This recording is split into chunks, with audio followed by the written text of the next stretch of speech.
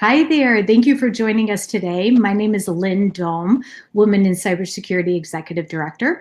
We often go by our acronym WESIS, like We Sisters, and that's exactly what we are. We're a cyber sisterhood. But we're so grateful and thankful for you to join us here today.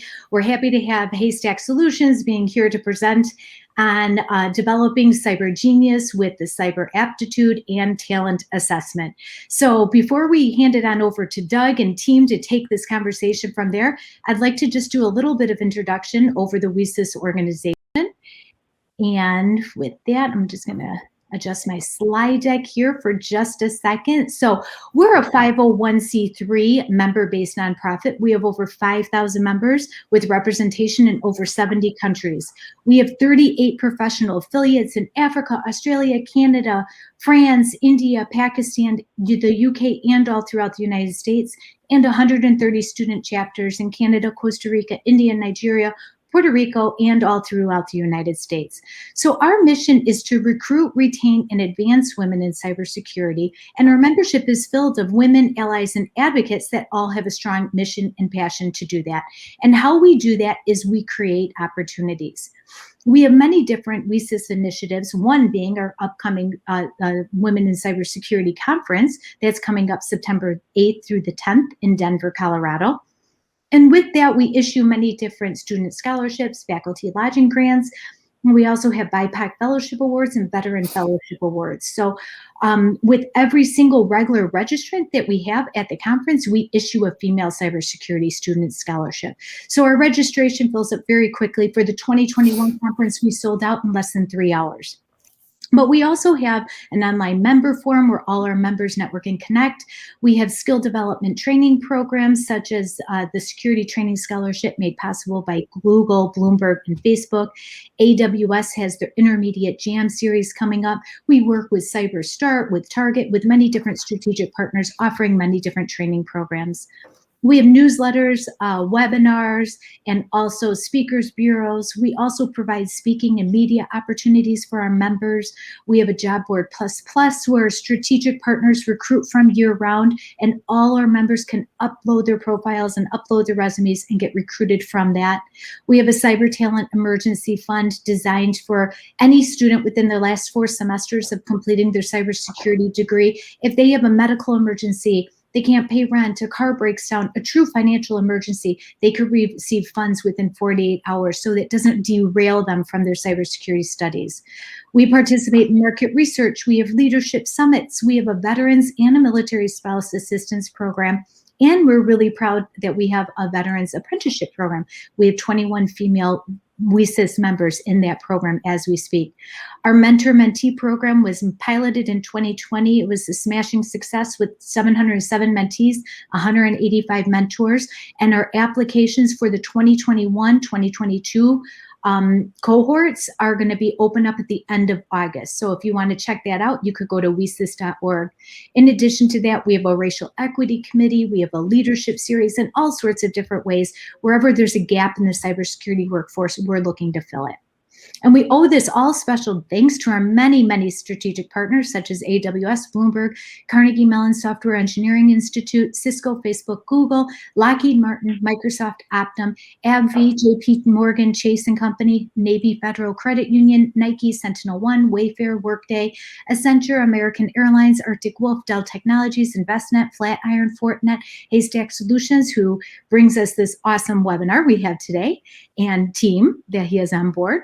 Here Technologies, the Home Depot, IBM, MITRE, Oak Ridge National Lab, Palo Alto Network, Salesforce, Sands Institute, SAP, SmoothStack, SpearTip, Starbucks, Target, University of California, San Diego, and Verizon. So I want to encourage you to ask a lot of questions. There's on the bottom of your screen, there's a chat functionality for you to go ahead and ask your questions. Doug and his team will be able to answer those questions throughout the webinar, and at the end, they'll be sure to follow up with everyone. And so if you haven't done so already, please kindly subscribe to our newsletters. We roll out training programs, internship opportunities, all sorts of wonderful, amazing opportunities for our community, and they come out like rapid fire. So by subscribing to our newsletter is the best way to get this information the fastest. And you could also check us out. We're on Facebook. We have a Facebook group, LinkedIn, Twitter, and Instagram. And so with that, I'm going to go ahead and hand it over to Doug from Haystack, and he's going to take the conversation from here. Doug? Well, thanks so much, Lynn. As I've said, when we got our first check for investment, the very first check that Haystacks wrote was to become a WESIS strategic partner, and so we're really grateful for the collaboration and excited to be able to talk here. So I will kick it off. I'll introduce our topic here, what we're going to try and undertake, and then jump into our presenters.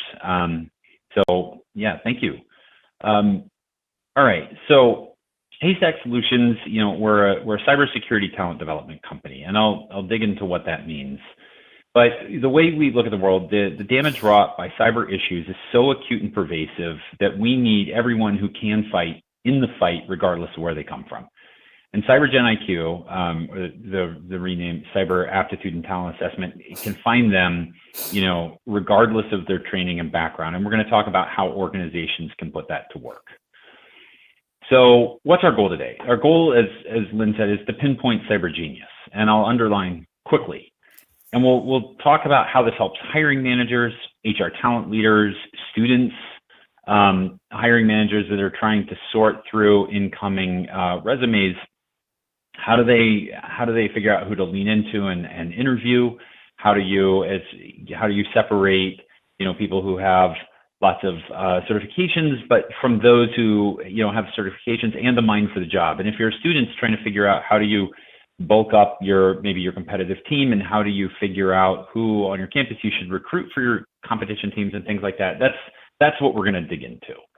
And so please ask questions about these topics. We want to help people figure out how they can bring the right staff in and get them trained on the key matters that matter for their cyber challenges. So our panel, I want to start with Amy Capelanti-Wolf. She's the Chief Human Resources Officer at Cohesity, a company whose mission is to radically simplify how organizations manage their data and unlock limitless value. She's an accomplished senior human resources professional, business transformer, and executive coach with experience in startups and Fortune 500 companies. Her management roles span high tech, from Symantec, Silver Spring Networks, Cisco, and Sun, to entertainment at the Walt Disney Company, and consumer goods at Frito-Lay. Her specialty areas include business transformation, change management, diversity, equity, inclusion, organizational design, process management, and total rewards. And so what Amy helps us understand is, the state of practice and the state of challenges from the human resources leader's perspective. And then our next panelist, Dr. Mike Bunting, he joined the research faculty at the University of Maryland College Park in 2005, where he's a research scientist and a faculty affiliate of the University Neuroscience and Cognitive Science program and the Department of Psychology. At the university's Applied Research Laboratory for Intelligence and Security, he's the director of cognitive security research. During his university tenure, he created programs in cognitive training and aptitude for cybersecurity, data science, application development, and computer languages, co-inventing numerous assessments that have been used around the economy. Additionally, he's created 2 educational technology companies with startup investments from Maryland's TEDCO program. And Mike's also the CTO of Haystack Solutions. I'm Doug Britton, the company's CEO and one of the founders. I've been entrepreneuring for about 10 years, almost all of it in cybersecurity. Before that, I did about a decade at Lockheed, where I was on the facilitate access to intelligence objectives side of cyber. Prior to that, I was a military linguist and a humaniter. So with that, now let's jump into our discussion with Amy. We're going to put the first set of questions to Amy. So Amy, what has your experience taught you about the challenges of hiring cybersecurity talent?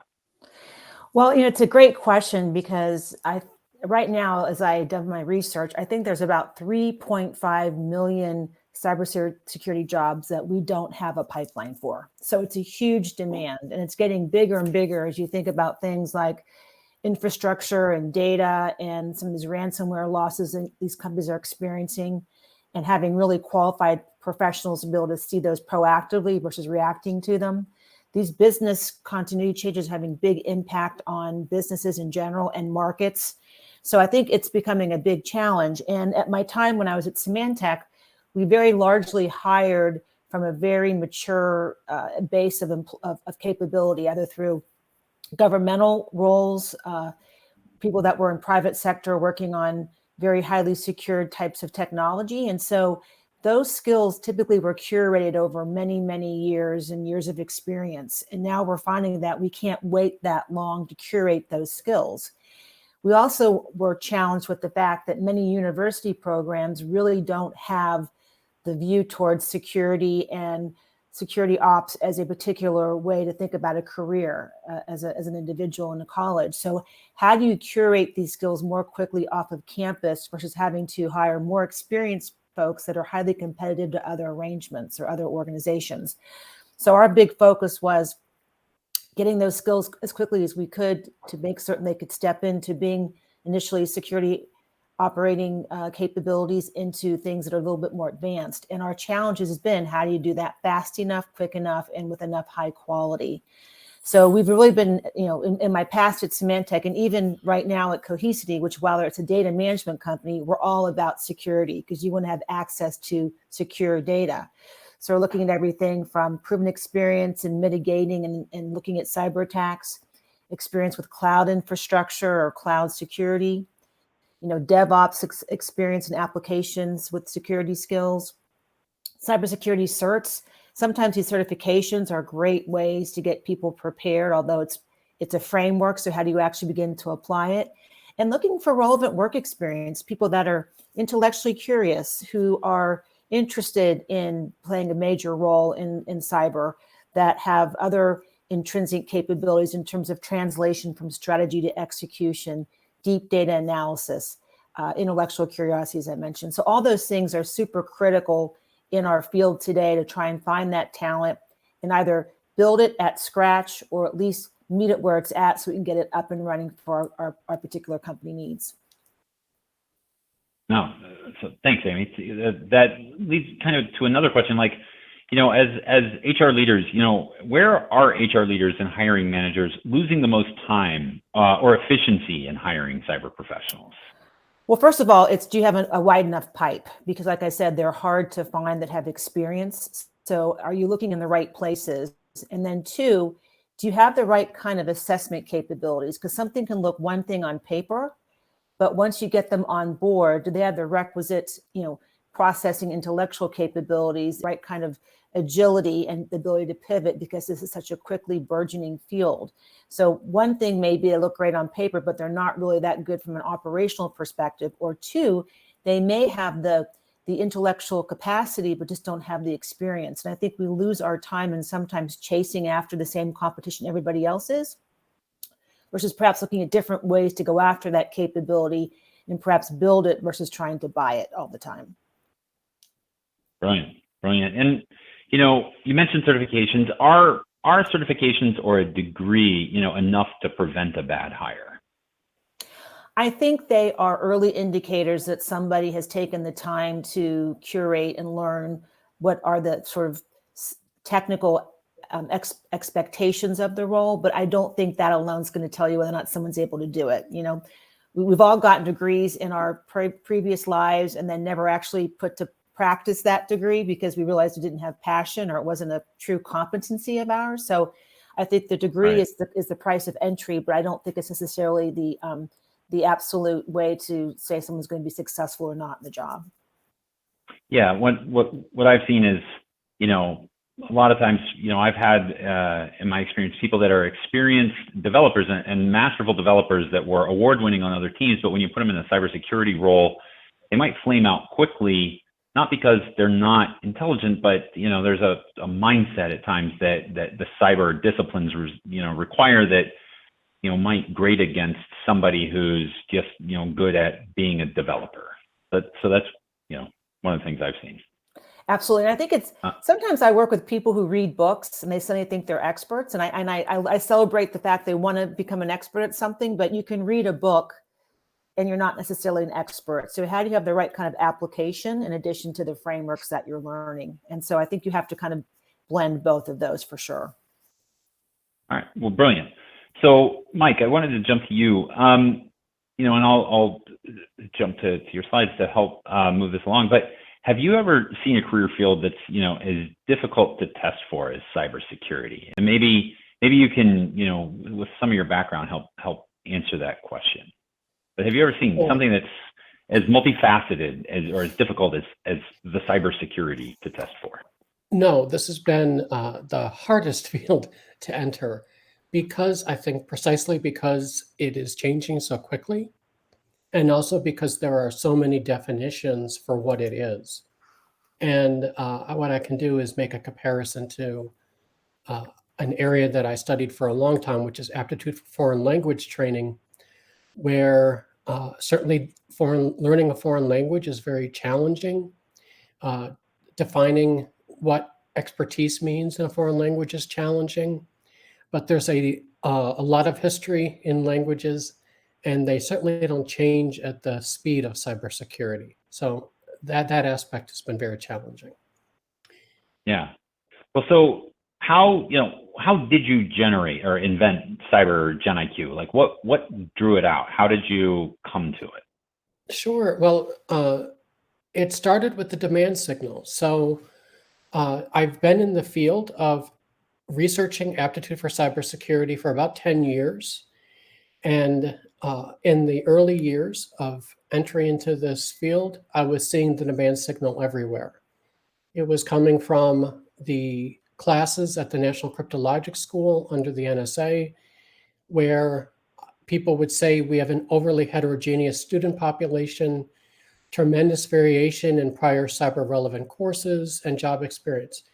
From a teacher perspective, that's very challenging because you're getting very different kinds of students in the classroom. So it's hard to shape your training to all the needs of everybody.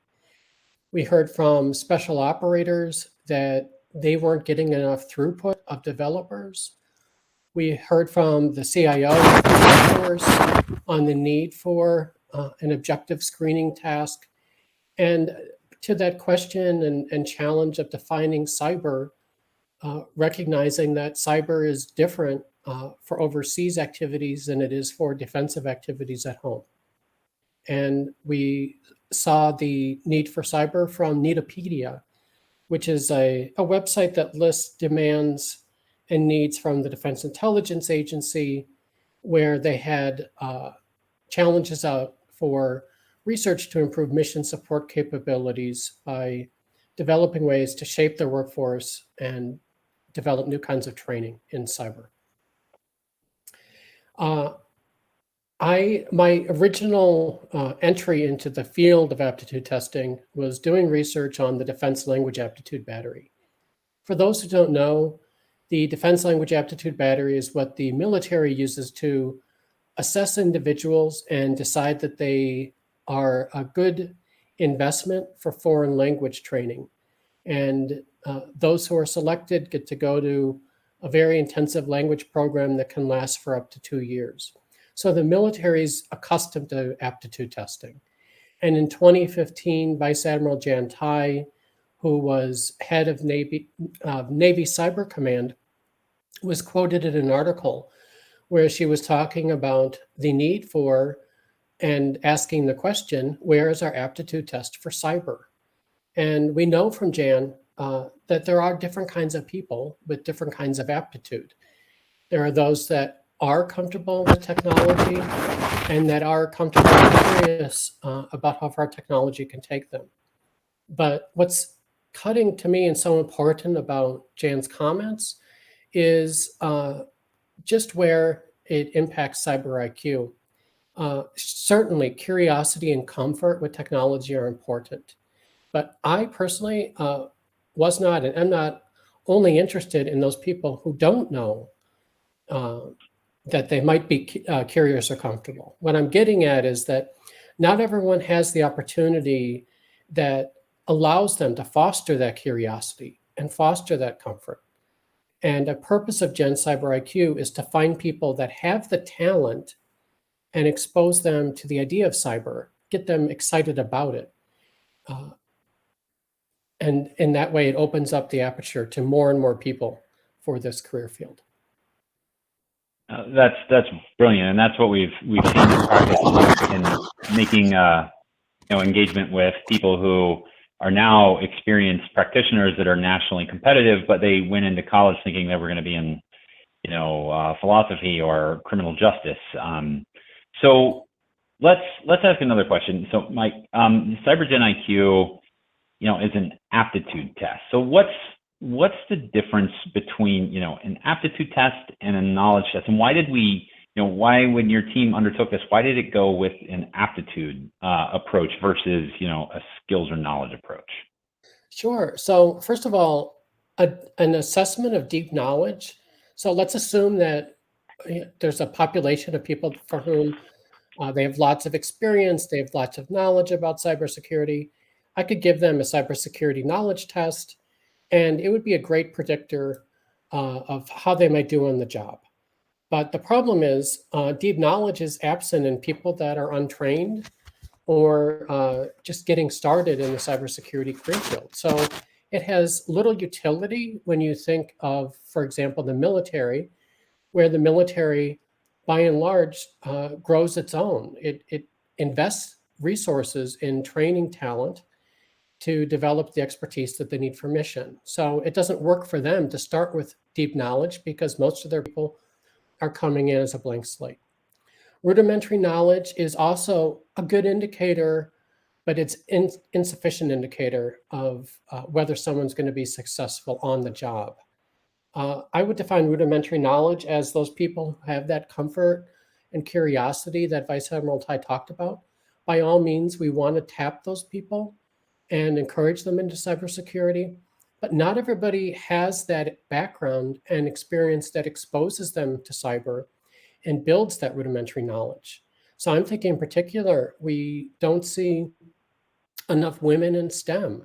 And in part, there's empirical evidence because the system, our school system, doesn't necessarily encourage women to be in STEM the way that they do for boys. And we also want to level the playing field for maybe those from disadvantaged or lower social economic status where maybe they don't have access to broadband. We know that broadband is not ubiquitous across the country. And we know that not all students have the same access to computers or to game systems or to routers or whatever it is that some people might tinker with and build up that rudimentary knowledge. So our approach with Gen Cyber IQ was to level the playing field and assess underlying mental abilities, underlying mental skills. By traits and dispositions, I mean the personality and the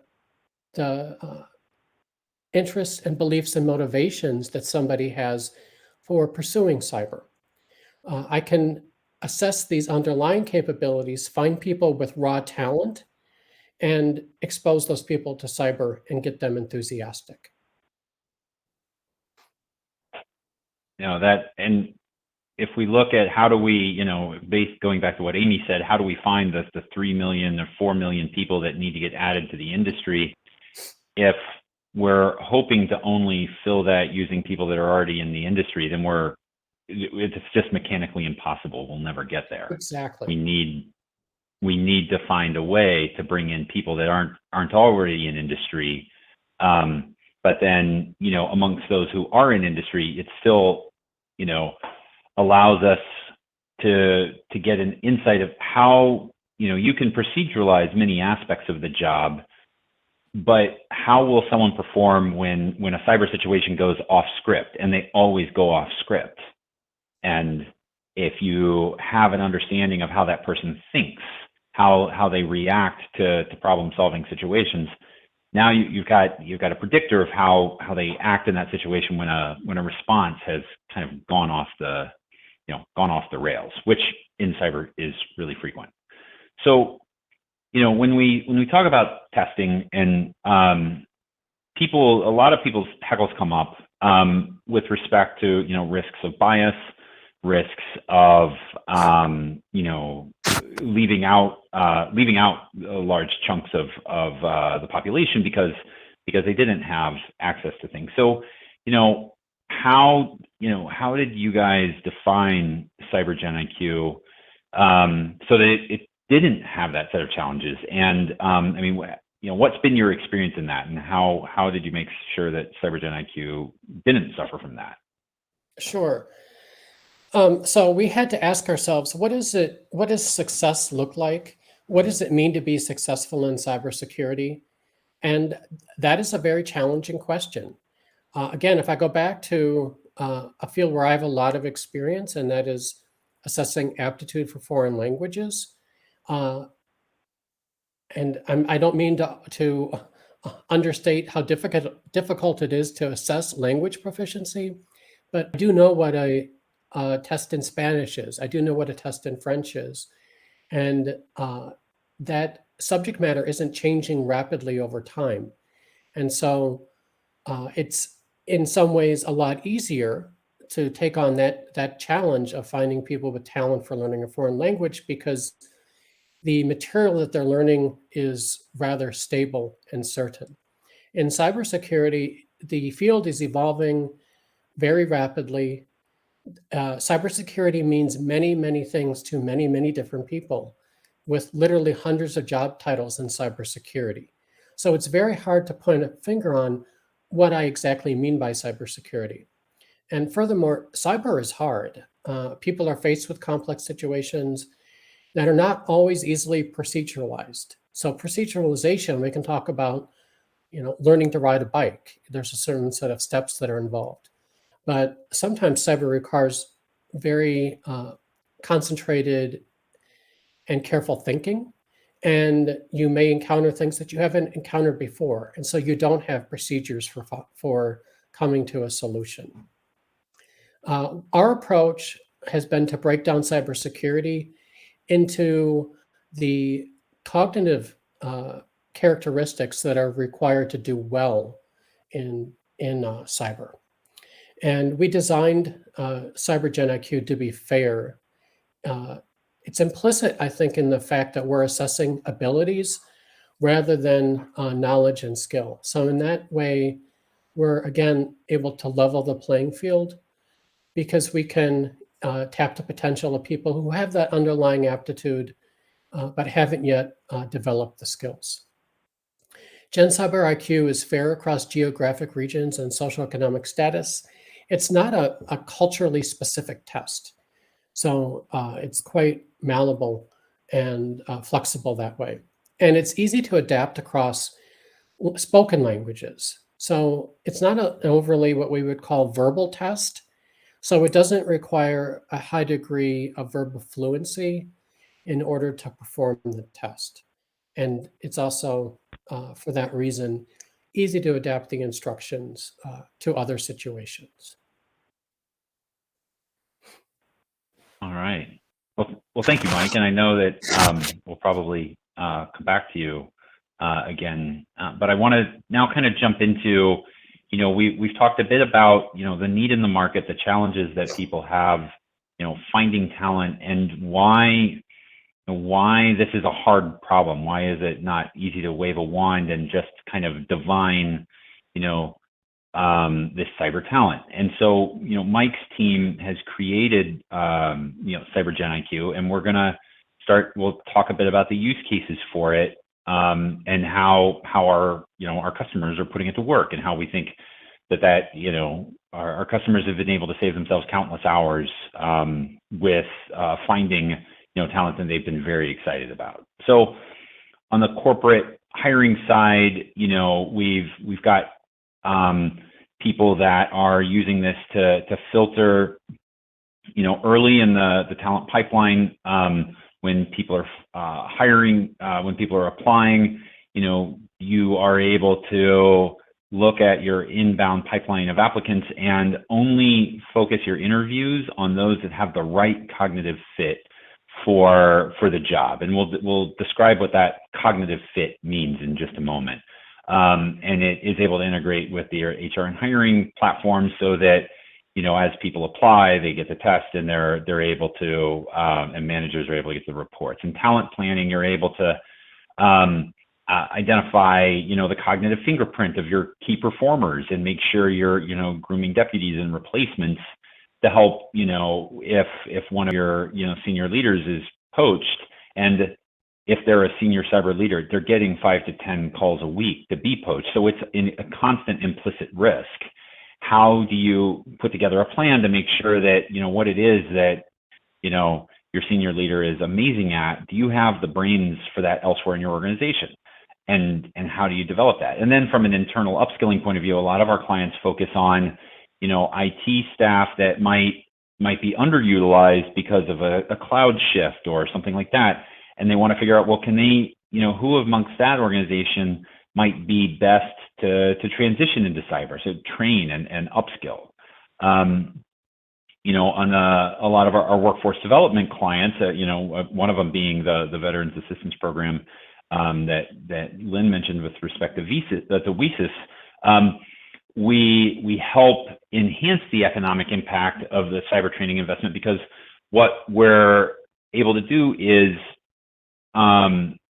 focus the training on those that have the right mindset. And you're instead of sort of gambling with foundation or taxpayer money in the case of programs relating to underemployed or unemployed, you're able to make sure that it's the people that have the right capability that is getting that $5,000, $10,000, $15,000 investment. And then we've actually helped, and I'll give an example of this, college competitive teams really do some exciting work and identify, people in their incoming freshman and sophomore classes that should, join the competitive cyber teams. And we've helped, some universities do that to great effect. So CyberGen IQ, let's, how good is it? So in some of the studies that Mike conducted it with the Air Force, for example, it was 97% effective at predicting who was going to become an elite, warfare operator. In the Air Force parlance, that was the 1B4 job category. And it was 84% effective at predicting who would, become a cyber warfare operator or another IT professional. So a great ability for identifying, one versus the other. And working with some special operations organizations, CyberGen was 77% effective at predicting who would, pass or fail the SOCOM selection event. And in the case of, working with the University of North Georgia, we helped them pull together a competitive team for the NSA Codebreaker Challenge in 2019 and 2020. We helped them find talent amongst their student population that they wouldn't have otherwise been able to reach out to. And they took the test and they were able to identify strength amongst themselves, amongst people that had never considered cyber a profession for themselves. And they went from having 30 people to over 250 people. And they became nationally competitive and dominated the NSA Codebreaker Challenge so compellingly that if teams, 2 through 10 had competed as a single team, they still would have lost to the University of North Georgia. And we were particularly excited that, the female population at UNG responded so well to the CyberGen IQ. A lot of them had been intimidated and said, cyber will never work for me because I'm not, a developer, I'm not this or that.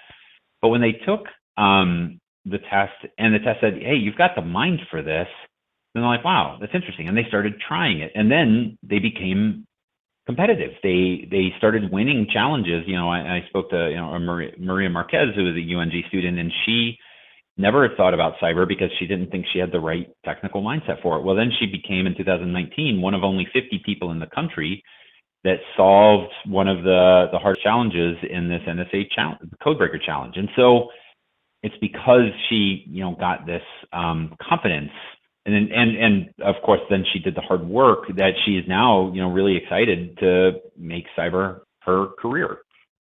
So these are, some examples of interactions. Now, then let's just pull a layer back on, what is the cognitive overview that we provide. So what Mike's team kind of created and crafted was this way of, instead of looking at things in a traditional cognitive framework, they created this compass rose. And on the north-south, is initiating versus responding, and I'll describe what those mean. So initiating is sort of how do you have the cognitive muscles to be the person who kicks down the cyber door, the door that you initiate action, or are you the person who has the best cognitive mindset to be on the other side of the door, ready to respond when someone kicks it in? You don't know when they're going to do it. You have to maintain vigilance. But is that the best fit for you? Or it's possible that you have cognitive strengths in both initiating and responding. And then the east-west on the diagram is real-time versus exhaustive. And real-time you can think of as the one who is comfortable making decisions with limited information. You might have 30 seconds, 60 seconds, or 3 minutes to make a decision. You know that you're not going to have the perfect set of information, and you know that you're going to have conflicting information, and you have to make a call. So what's the call you make? And then you accept responsibility for that call. Exhaustive decision making would be the other end of that spectrum, where you actually have the cognitive ability to avoid making a decision and to say, no, I need more information on a particular matter. And you postpone decision making until you have the right information. And it turns out that the full disciplines of cyber require both ends of that spectrum. So what the test and the research that Mike's team has done is show that those that are strong at initiating cognitive capabilities and strong at real-time cognitive capabilities, excel, have a predisposition towards offensive operations. And this would be cyber warfare, penetration testing, ethical hacking.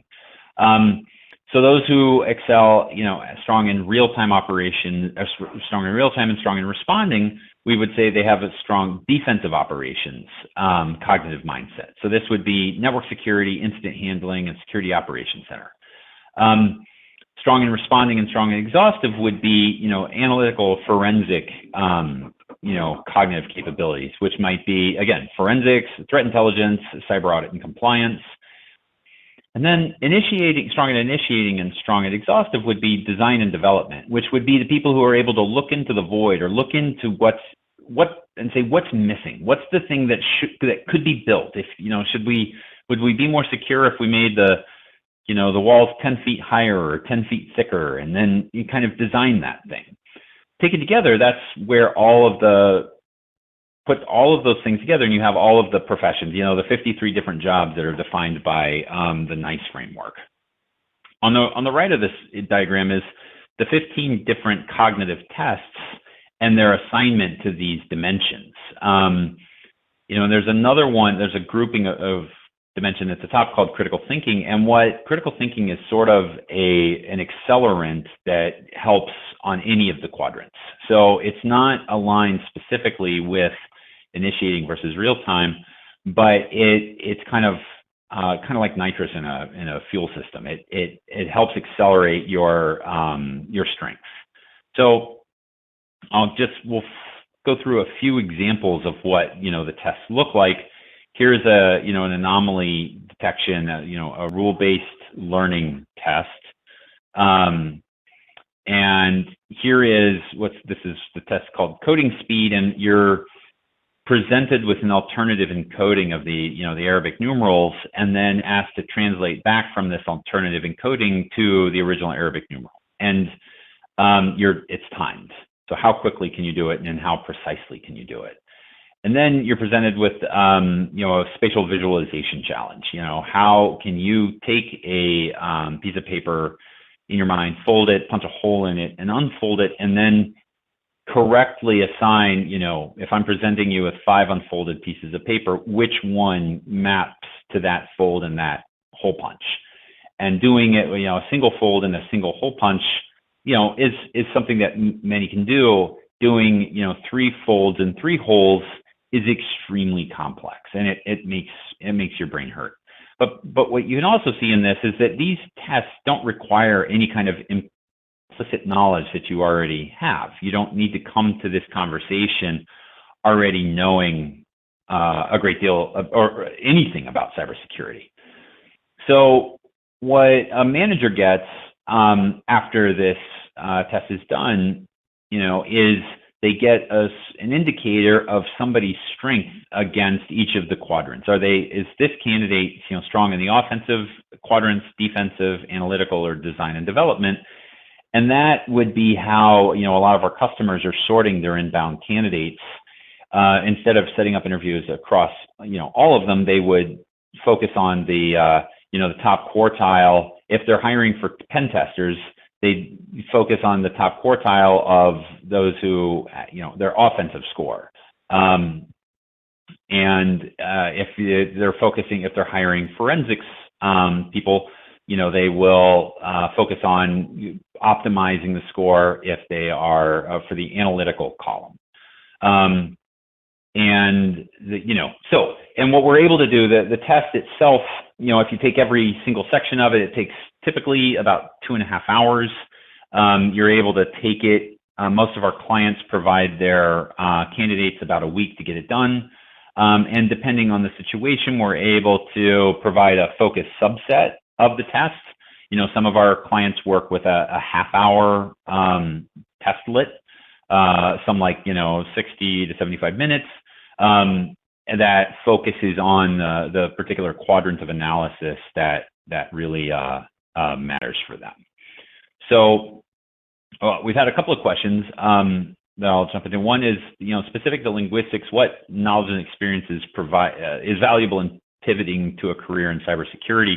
So I'll give one observation about that. I know Mike will have a much more scientifically informed perspective, but as a linguist who did transition into cyber, one of the skills that you have to be good at in linguistics is working memory and keeping multiple sets of facts in memory at one time.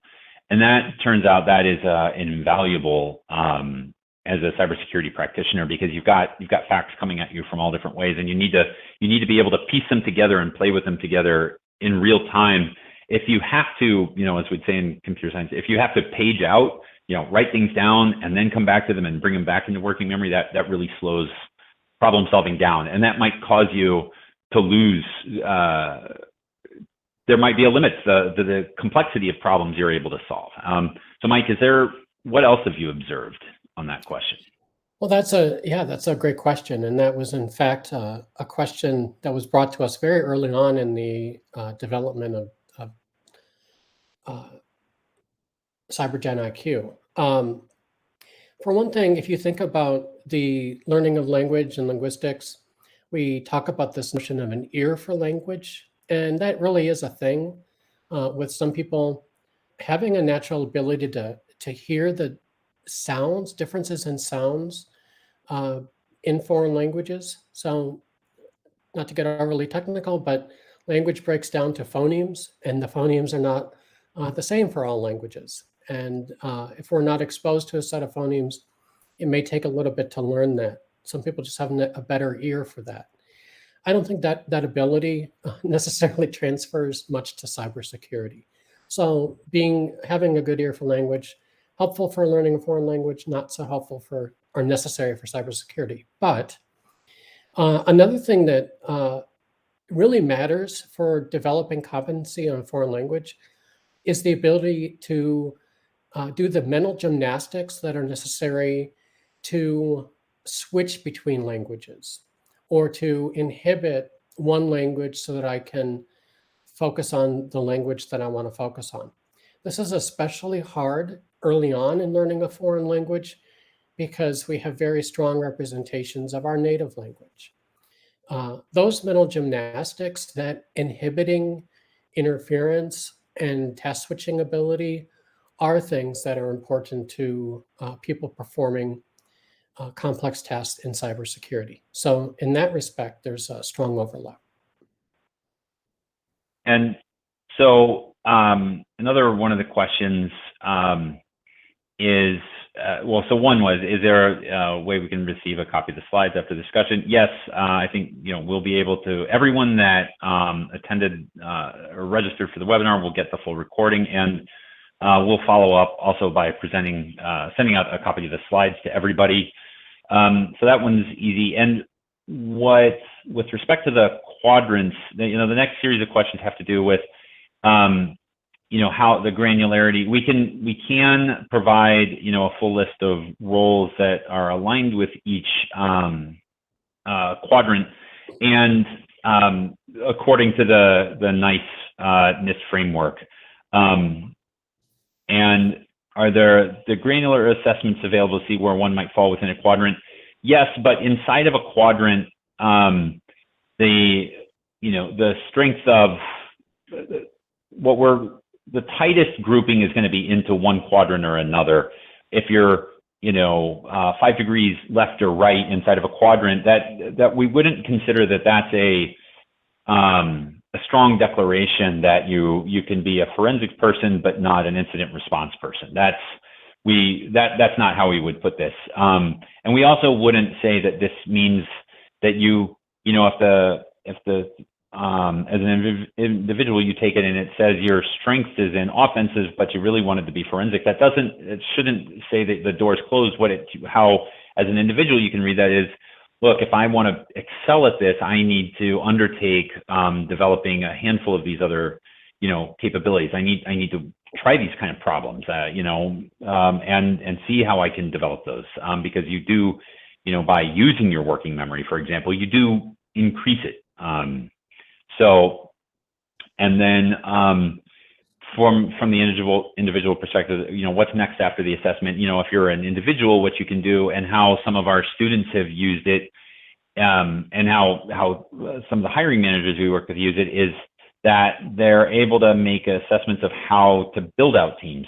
What are people's strengths? Where should they fit on a team? And we have recommendations that we've seen around what are the cognitive breakouts, sort of a topic for a different day, but there's kind of 6 cognitive breakouts that the Special Operations Organization realized, that when you have all 6 of these cognitive groupings on a team, the team functions really well. And so by understanding those things, and it helps you understand an ideal role on a team, we don't want to make to an individual, the declaration of what are the specific set of credentials they should choose. It's what CyberQ Aptitude helps you do is identify what it helps you do, or what CyberGen IQ helps you do, is find out what does your brain really like doing, and then then you can lean into that. So Amy, one of the other questions is, from a retention point of view, what have you seen, when people are aligned against challenges that their brains really like? I mean, how does that change retention for an organization? Well, it's significant. I mean, the 3 things people look for in staying in a job is: 1, am I doing something that has mission to it? 2, am I learning and getting better because I'm playing with people who are better than I am? And 3, am I getting paid fairly for what I do? And so very often when you look at why people leave a company, it's because they are not getting the career development they expect for their path to grow. And so I think by having people constantly engaged, and really you're learning on the job, but you're also creating frameworks to get better as the industry shifts and change, you're going to get people that are going to stay and are sticky because they believe in the mission, which, I love cybersecurity professionals because they all are about the mission, fighting the bad guys. So it's an easy way to get wrapped into a company because it's around the right mission that you want to be a part of. But you want to make certain you are building your skills and you're staying atop of the technology advancements, and that you're part of either architecting that or embedding that. So it is critical and directly correlated to retention and engagement for employees. That's perfect. And Mike, also, I think Jan had made some comments. Jan Tai at 10th Fleet had made some comments about retention in cyber. I mean, do you recall what her position on that was? Well, my recollection is a couple of things. So when we worked for Vice Admiral Tai, she was very concerned with how do we pick the people that are in it for the long haul. So the ones that recognizing that it can take years to build up some cyber expertise, which are the ones that have the potential to make it. And that was certainly one of her concerns. The other concern that she had was just where else can we turn for more people? We were looking under the same rocks and coming up with a limited number of people. And she was very concerned with how do we increase the throughput? How do we turn to new populations that haven't been considering cyber? And one of the things that, in talking with hiring managers that are using this, and then candidates who have used it, what we found is that, people who really are excelling in jobs, they're actually finding the test really interesting. So ostensibly, when you first present someone with the challenge of taking a test, it's like, oh man, a test, okay. But when they dig into the problems, like, oh, well, this was actually really cool. The problems that they had to spend time on, what we're finding is that people, that this does translate, that they get why this applies to their job, and they really enjoy it. They really enjoy the challenges. And one of the things, but also to this retention question, one of the things that we noticed and was most exciting about the result from University of North Georgia was that, the bulk of our effort with the North Georgia team was in 2019, but they came back and won the competition again in 2020 with the team that they had started cultivating in 2019. And now why that, again, to me is really exciting is because that means that they found people who stuck and who were committed and that had a natural affinity and wanted to be a part of this, instead of had to continually be resold on why am I going to be here? Because that would have been a flash in the pan. They would have gotten everybody together for 15 minutes, they would have done something cool, and they would have dissipated. That's not what happened.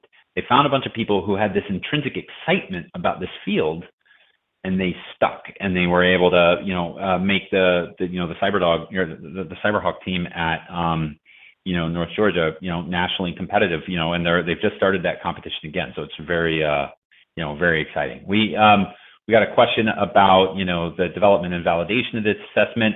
Again, that we do have that in a detailed report that has, if you like reading about, p-values, t-values, z-scores, and the detailed minutia of affirmative documentation of non-bias and validation. We have that data, and for anyone who's specifically interested in it, we should follow up with me. With that, I will. I don't see. I will drop in the announcements because I said follow up with me. I'll add. Let's see if I can add an announcement. Let's see. No, yeah, if anyone's interested, you can, I'll bring up the ability here to register to take, you can grab that URL, grab the URL and that QR code, and you'll be able to, it's the same URL that's in the announcements.